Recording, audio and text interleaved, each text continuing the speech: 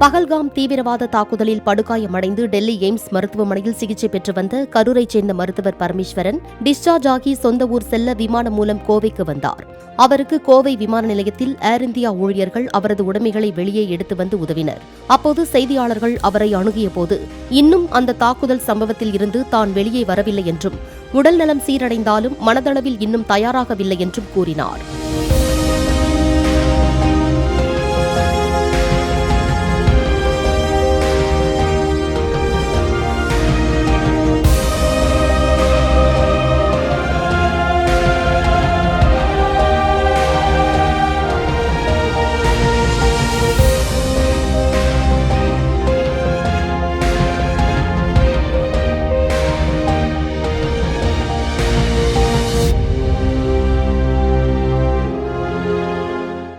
Play store மற்றும் app ஸ்டோரில் இருந்து பாலிமர் செயலியை QR கோடு மூலம் பதிவிறக்கம் செய்யுங்கள்.